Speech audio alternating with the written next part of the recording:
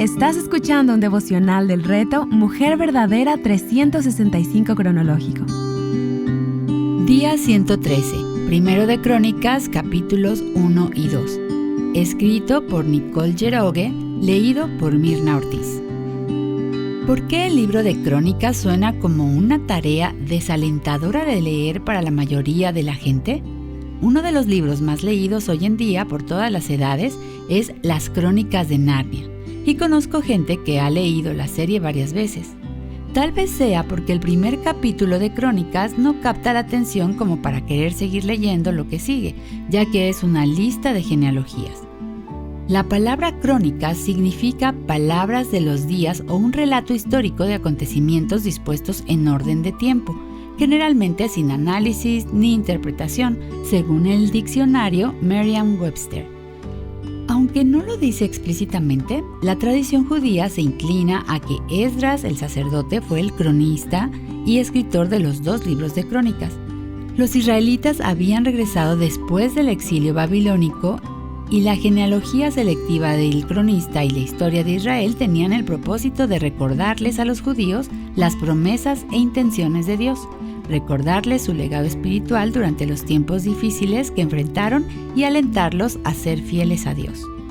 Primero y segundo de Crónicas siguen la misma línea del tiempo que los libros de Segundo de Samuel y los 2 libros de Reyes, pero notaremos unas diferencias mientras leemos. Sin embargo, estas pequeñas diferencias son enormes claves para desentrañar más verdades en las Escrituras. Los libros de las Crónicas son historias desde el punto de vista divino, mientras que los libros de los Reyes son desde el punto de vista humano. Comenzando por Primero de Crónicas, es importante tener en cuenta que, al igual que Segundo de Samuel, presenta una perspectiva teológica y retrospectiva sobre la historia de Israel, destacando la importancia de la alianza con Dios y la fidelidad a sus mandamientos.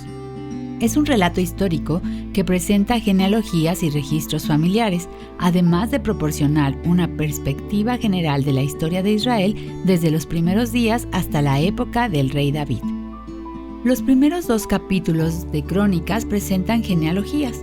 Lee los nombres con atención para no pasar por alto ningún detalle o diferencia en comparación con lo que pudiste haber leído en el libro de Génesis, donde se enumeran todos estos nombres. Tómate el tiempo necesario para observar cuidadosamente y descubrir nuevas perspectivas. ¿Notaste algún nombre conocido? ¿Has pensado por qué hay aquí una lista de personas que no eran israelitas? ¿Por qué crees que la genealogía de Judá aparece en primer lugar de los 12 hijos de Israel cuando no era el primogénito? ¿Te has dado cuenta de que las hermanas de David aparecen aquí, pero no en Primero de Samuel 16? Cuando vemos por primera vez a la familia de David. ¿Por qué dice que Isaí tenía 7 hijos y David es el 7º? Mientras que en 1 de Samuel 16 se menciona a David como uno de los 8 hijos. ¿Notaste algunos nombres familiares que leímos ayer? Abisaí, Joab y Asael. Estos hermanos que leímos ayer no solo eran líderes militares y guerreros de David, sino también sobrinos de David. Las familias son mucho más intrincadas y confusas de lo que parece.